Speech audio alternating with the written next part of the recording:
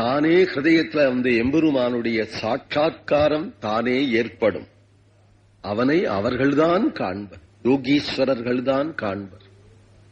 மெய்மையே காண்கிற்பாரே, அவர்கள் பார்க்கிறதுதான் உண்மை. சமாதி நிலையிலே பார்க்கிறதுதான் உண்மை. அப்படி சத்தியத்தின் மேல சத்தியமாய் அவர்கள் அந்த பொருளை யோகத்தினாலே சாட்சாத்கரிப்பார் என்கிறார். அப்படி சாட்சாத்கரிப்பார்கின்றது பகவானுடைய அருமை. இந்த அருமையை காட்டுவதற்காக இந்த பாடல். அவன் எப்படி அருமை. யோகிகள் அப்படி ஒரு ஜன்மாவில 2 ஜன்மாவில இல்லை, பல ஜன்மாவிலே யோகாபியாசத்தினாலே பதப்பட்டு சமாதி நிலையை அடைஞ்சு அவர்கள் சாட்சாத்கரிக்கிற அந்த பொருளே நாம் திவ்ய தேசத்துல போனா பார்த்துடலாமே. அதற்கு மேற்பட்டது ஒன்னும் கிடையாததுனாலே இதோட முடிஞ்சு விடுறது. திவ்ய தேசம் யோகிகள் அப்படி தியானம் பண்ணட்டு. ஒரு பெரிய யோகீஸ்வரர் சொல்ற ஸ்லோகம் இது. தியானாபியாச வசேன நிர்குணம் நிஷ்கிரியம் ஜோதி கிஞ்சன யோகினா எதி பரம் பசியந்தி பசியந்து தே. அபியாச யோக பலத்தினால உருவத்தினுடைய மத்தியில ஒரு ஜோதியாக அந்த பரமாத்மாவை எவர்கள் சாட்சாத்கரிக்கிறார்களோ அவர்கள் சாட்சாத்கரிக்கட்டும். அது பொய்ன்னு சொல்லல, மெய்தாது. ஆனா எனக்கு எது தகுதி? நீ ஒரு யோகியா? உன்னால அது முடியுமா? அபியாச யோகம் பண்ணி நீ பார்க்க முடியுமா? முடிஞ்சா கூட எளிதில் கிடைக்கும் பொழுது அதை பார்க்க வேண்டிய அவசியம்தானா? வைஷ்ணவ சம்பிரதாயத்துல நாதமுனிகளை காட்டிலும் சிறந்த யோகி இன்னொருத்தர் கிடையாது.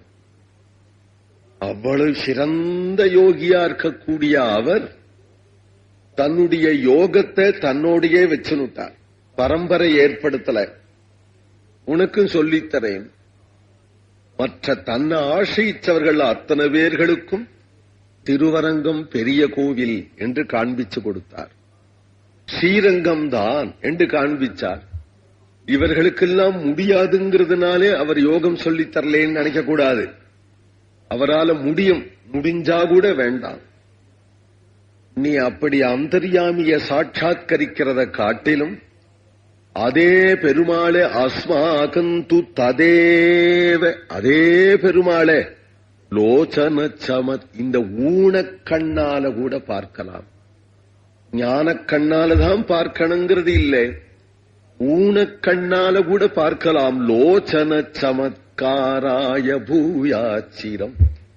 எங்கே ஸ்ரீரங்கம் போனால் அங்க பெரிய பெருமாளை இப்படி பார்த்தையானால் அதே பெருமாள் தானடா.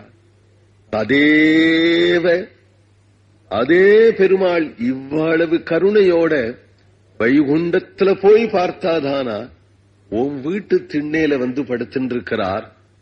என் வீட்டு திண்ணையில படுத்துருக்கிறதுனாலே அவர் சக்கரவர்த்தி இல்லேன்னு ஆயிடுமோ? சக்கரவர்த்தி அயோத்தியாதிபதி, சக்கரவர்த்தி குகன் வீட்டு வாசல்ல வந்து நின்னார். குகன் வீட்டு வாசல்ல வந்ததும் குகப்பெருமான் இவர் கடக்கார், நாடு நகரங்கள்லாம் இழந்துட்டார் நான் நினைச்சார். அதே பெருமாள் என்றுதானே குகன் ஓடோடி வரான். எம்பெருமானுடைய சௌலபியத்தாலே அவருடைய பெருமை குறைஞ்சுடாது என்று இருக்கிறதுனாலே யோகிகள் எங்கேயாவது தனித்த ஒரு இடத்துல கண்ணை மூடி யோகாபியாசம் பண்ணி தியானம் பண்ணி கொண்டு உட்கார்ந்திருந்தால் உட்காரட்டும். திருமங்கையாழ்வார் சொல்றது. நாம் எல்லாரும் என்னோட வாருங்கள், திவ்ய தேசங்களெல்லாம் ஓடுவோம், ஒவ்வொரு திவ்ய தேசங்களாக ஓடுவோம் என்று சொல்லுகிறார். பிண்டியார் மண்டை ஏந்தி பிறர்மனை திரிதந்துண்ணோகும் முண்டியான் சாபம் தீர்த்த ஒருவதோர் உலகம் ஏத்தும் கண்டியூர் அரங்கம் மெய்யம் கச்சி பேர் மல்லை என்று மண்டினார் உய்யலல்லாகால் மற்ற யார்க்கு உய்யலாமே. பிண்டியார் அநேக திவ்ய தேசங்கள் இருக்கு. அதுல சில திவ்ய தேசங்களை எடுத்து சொல். எல்லா திவ்ய தேசங்களும் போய் போய் சேவித்தவர் திருமங்கை மன்னன் தான். அவருக்கு முதலாழ்வார்களைப் போலே திருமிழிசையாழ்வாரைப் போலே ஹிருதயத்துல பார்க்க தெரியலேன்னு அர்த்தம் இல்ல. அவர் ஹிருதயத்திலேயே பார்ப்பார். இவர் பார்க்காத போனாலும் பெருமாள் காட்டி அருளுவர்.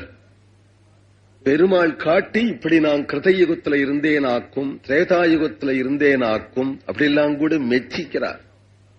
ஆனா இவர் சொல்றார், அதெல்லாம் எனக்கு என்னத்துக்கு, இந்த கலியுகத்திலே இந்த திருவிந்தளூரிலே கோவிலிலே எப்படி இருக்கிறீரோ அப்படி எனக்கு காட்டும் அப்படிங்கிற முரடர் இவர்.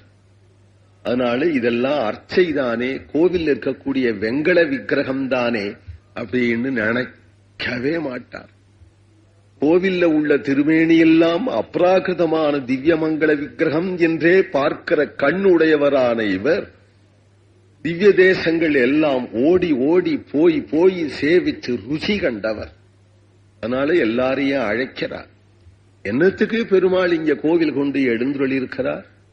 கோவில் கோவிலாக மெய்ஞானிகள், அஜ்ஞானிகளுக்கு கோவில் என்று அஜ்ஞானிகள் சொல்லுவார்.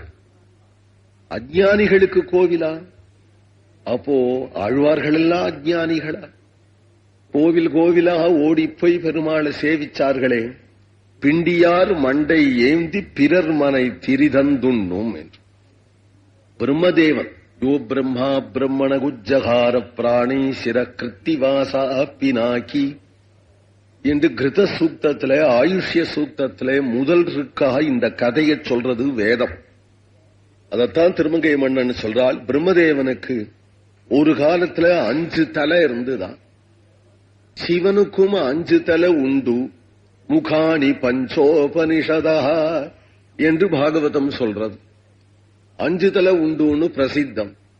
ஒரு நாள் பிரம்மா சொன்னார், என்ன காட்டிலும் ருத்ரன் வசத்தி வசத்திங்கிறளே, என்ன அவருக்கு 5 தலை எனக்கு 5 தலை, யார் காட்டிலும் வசத்தியா என்று பிரம்மதேவன் ஒரு நாள் சொன்னாராம். பிரம்மதேவனுக்கும் ருத்ரனுக்கும் சண்டையை மூட்டி விட்டா இந்திராதி தேவதைகள், இப்படி சில விஷமிகள். அதனால ஒரு தலையை எடுத்துடுவோம், நமக்கு சின்னவராவே பிரம்மா இருக்கட்டும், தலையால் தானே பெருமை, நமக்கு 5 தலை இருக்கு, அவருக்கு 4 தலை தான் என்று கொலு பொம்மையை உடைக்கிறது மாதிரி அவருக்கு 4 தலையில ஒரு தலையை கிள்ளி விட்டார், எடுத்து விட்டதும் இவர் கையில ஒட்டி நுடுத்துறது. ஒட்டிண்டா ஓதரி பார்க்கிறார், உதர மாட்டேங்கிறது. அந்த கையில உள்ள அந்த கபாலமே கையோட அலைஞ்சதுனாலே அவருக்கு கபாலீஸ்வரர் அப்படிங்கிற பெயர் வந்தது. இப்படி அலைஞ்சவரை போய் ஈஸ்வரன் சொல்றாரு. கபாலியா இருந்தாலும் ஈஸ்வரர் தான், கபாலீஸ்வரர் அலைஞ்சென்று இருந்தார். இந்த கபாலம் கையில விட்டபாடு இல்லையே அப்படின்னதும் பிரம்மதேவன்கிட்ட போய் கேட்டு, உன் தலையை கிள்ளினது தப்புதான், யாருக்கும் யாரிடத்திலையும் கோபத்தினால காதை கூட கிள்ளக்கூடாது, உன்னுடைய தலையை கிள்ளினது தப்புதான், என் கையோட கையா உம்முடைய தலை வந்துடுத்தேன், என் கையை விட்டு இது எப்ப நீங்கும்னு தெரியலையா, அதுக்கு வழி. பிரம்மதேவன் சொன்னார், இந்த கையில இந்த கபாலத்துல ரொம்பும்படியா நிரம்பும்படியாக யார் பிட்ச போடுவாளோ அப்பொழுது நீங்கும் என்று பிரம்மா சொல்ல, உலகத்துல யார் சளைக்காம களைக்காம பிட்ச போடக்கூடிய அன்னபூர்ணேஸ்வரியால கூட முடியல. இந்த கபாலத்துல நிரம்பினா பிட்ச போடணும். அப்போனா இவருக்கு கபாலம் கையில விடும். இப்படி கபாலமும் கையுமா இவர் திண்டாடுறாரே அப்படின்னு அன்னபூர்ணேஸ்வரி நினைச்சாள். அவள் பிட்ச போடுறா, இது ரொம்ப மாட்டேங்கிற உடனே அவள் முழங்கால கட்டின்னு உட்கார்ந்து, இவருக்கு கபாலம் எப்படிதான் விட்டு போகுமோ அண்ணா. உடனே கண்ணன் வந்தான். ஏம்மா, இவர் கபாலியா திண்டாடுறாரு, ஏன் அவன் கபாலம் நிறைய பிட்ச போட்டாதான் அது விடுமா அவர் கையில இருந்து. கண்ணபிரான் இறக்க ஓடி வந்தான். இவரோ ஓடுறார், இவரை துரத்தி ஓடி வந்தான். ஓடி வந்ததுல கண்ணனுக்கு நல்ல வியர்வை. இங்க வாரும் உமக்கு பிட்ச போடும் அப்படின்னு கையை நீட்டினார். இந்த வியர்வைய வழிச்சு அந்த கபாலத்துல போட்டதும் நிரம்பி போயிடும். கங்கையில பூஜை பண்ணதுமே அது நிரம்பித்து அப்படின்னா அதுதானே கங்கா தீர்த்தம். பாதையில விட்ட தீர்த்தமே இன்னி வரையிலும் ஓடுறது இல்லையா? வியர்வைய வழிச்சு போட்டாரே அதுதான் கண்டகி அப்படின்னு பெயர். பகவானுடைய பாதத்திலேருந்து தீர்த்தம் கங்கைன்னு பெயர். வியர்வையினால உண்ட தீர்த்தம் கண்டகி. கண்டம்னா கன்னம். கன்னத்துல வழிந்த வியர்வை, அந்த வியர்வையே கண்டகி என்கின்ற தீர்த்தமாச்சு என்று கஷேத்திரமாக. கண்டகி நதியில தான் சால கிராமங்கள் எல்லாம் உற்பத்தியார். எல்லா சால கிராமங்களும் கண்டகி நதியிலே இருந்து அந்த புண்ணியமான ஒரு தீர்த்தம் பிரம்மஹத்தியாதி சர்வ தோஷங்களையும் நீக்கும் என்று ஸ்தல புராணத்தை காட்டும்படியான ஒரு லீலை. இப்படி ஒரு அர்த்தவாதம், இப்படி ஒரு லீலை. அதை ஆழ்வார் லீலையாவே எடுத்து சொல்றார். முண்டியான் சாபம் தீர்த்த ஒருவனோகோர். அப்படி ருத்ரனுடைய சாபத்தை கூட தீர்த்ததனாலே தஞ்சாவூருடைய சமீபத்தில், இப்ப தஞ்சைன்னு சொல்றோம் இல்லையா, அதுவும் ஒரு திவ்ய தேசம். அதனுடைய தஞ்சைக்கும் திருவையாருக்கும் இடையிலே கண்டியூர் அப்படிங்கிற ஒரு ஊர் இருக்கு. அது ஆழ்வார் மங்களாசாசனம். இந்த கண்டியூர்ல உள்ள பெருமாளுக்கு ஹரசாப விமோச்சனர் மும்மூர்த்திகளும் இருக்கிற கோவில் அது. அங்கேயே பிரம்மசிர கண்டீஸ்வரர் அப்படிங்கிற சிவங்கோவிலும் இருக்கு. ஹரசாப விமோச்சனர் அப்படிங்கிற விஷ்ணு கோவிலும் இருக்கு. பிரம்மா கோவிலும் அந்த ஊர்ல ஒண்டிதான் இருக்கு. பிரம்மாவுக்கு கோவிலே எங்கேயுமே கிடையாது. பிரம்மன் கோவிலும் அந்த ஊர்ல இருக்கு. 3 கோவிலும் சேர்ந்து இருக்கு. அது ஒரு க்ஷேத்திரம், அது ஒரு திவ்ய தேசம், உலக பிரசித்தமானதா. அதனால திருமங்கை மன்னன் சொல்றார், அப்படி ஹரசாப விமோ பெரிய விஷயத்தை சொல்லி பெருமையை சொல்லணும்.